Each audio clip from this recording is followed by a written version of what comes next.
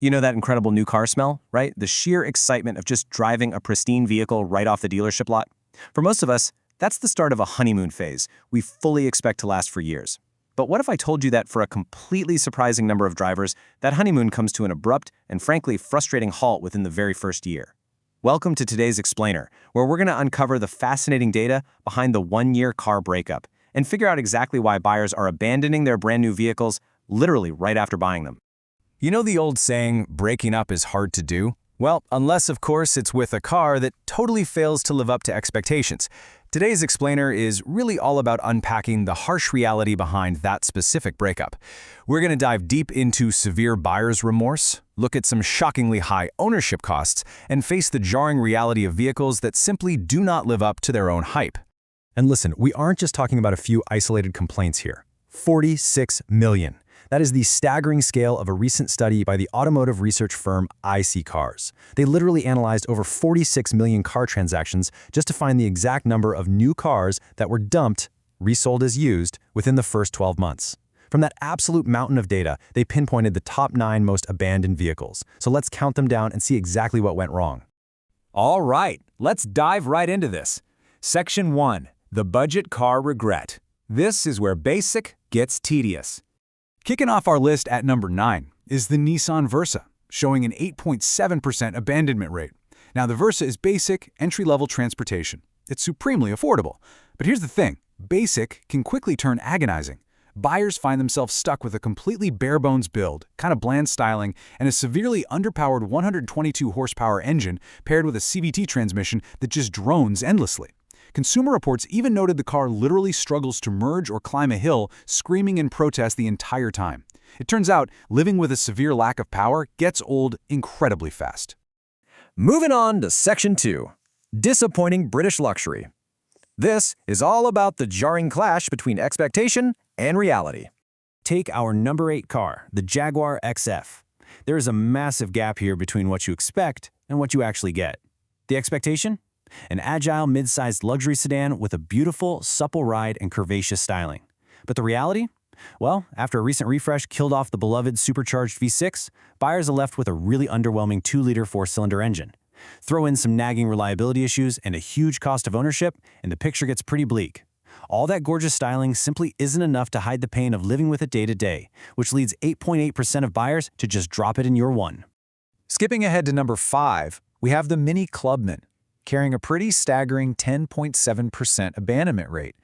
Now, the Clubman does have a punchy turbo engine, and it sounds nice and sporty, but the price tag can easily climb towards $40,000. And for that premium price, you kind of get punished. You're dealing with a very firm ride, pronounced road noise, and seriously high maintenance costs. Actually, Consumer Reports gave it a dismal 2 out of 5 for owner satisfaction. That explains perfectly why over 10% of buyers throw a send-off party before the first year is even up. Which brings us right to number 4, the Land Rover Evoque. Again, the expectation is super alluring. You've got attractive styling, a flashy interior, and that undeniable Land Rover cachet. But the reality is incredibly frustrating.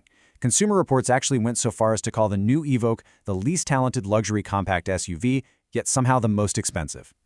The real frustration hits the second you step on the gas. There's this terrifying delay when accelerating from a standstill, which is then suddenly followed by an abrupt, lurching burst of power when the turbo finally kicks in.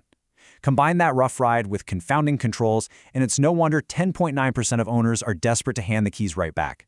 And honestly, the British luxury woes do not stop there. Coming in at number 3 is the Land Rover Discovery Sport, hitting an 11.8% abandonment rate. Now, its main selling point is giving you 7 seats all wrapped up under the crest of the British royal family. But beneath the hood, it shares the exact same 2-liter engine as the much lighter Evoque. So in the real world, the performance is just totally lethargic paired with a really irksome transmission. Financially, it's pretty much a nightmare. It starts over 44 grand, delivers bad fuel economy, and depreciates way faster than average. Because of all that, almost 12% of owners say, yeah, we're done here, within just 12 months. All right, Section 3, the BMW Exodus, or how to lose the magic. So now we're transitioning over to the German powerhouse segment. And the sheer volume of owners leaving BMW's lineup is really escalating across their core models. Check this out. The X3 is shedding 9% of its buyers. The smaller X1 loses 10.4%.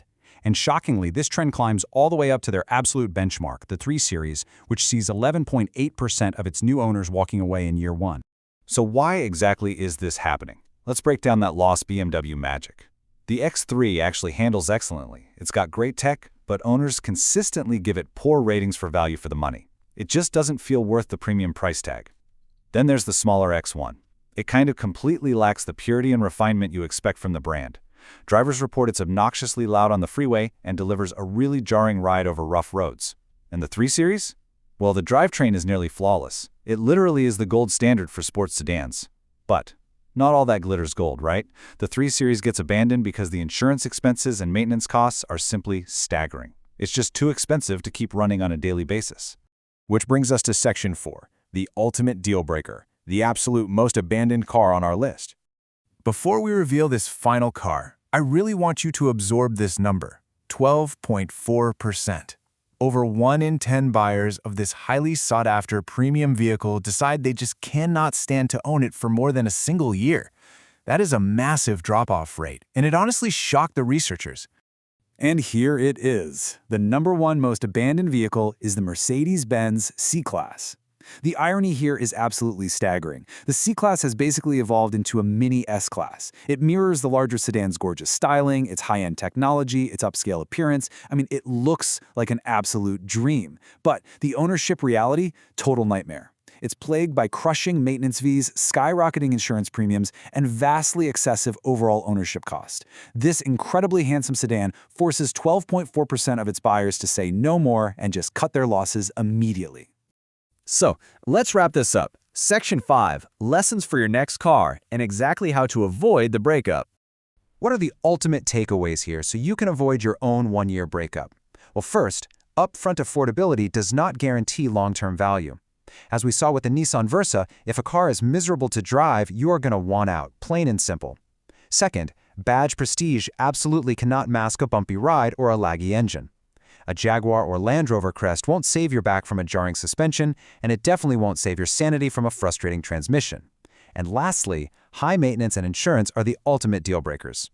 Whether it's a faultless BMW 3 Series or a stunning Mercedes C-Class, unexpected costs will utterly ruin that honeymoon phase. Which leaves us with this final, really vital question to ponder before your next dealership visit. Is the luxury badge really worth the first-year burden? The data clearly shows that prestige often comes with a hidden price tag of discomfort, frustration, and, honestly, draining finances. So next time you're captivated by that shiny hood ornament, take a step back. Run the numbers on maintenance and insurance and ask yourself if you're truly ready for the reality of the relationship, or if you're just setting yourself up for a one-year breakup. Thanks for joining me on this explainer. Keep learning, and I'll see you next time.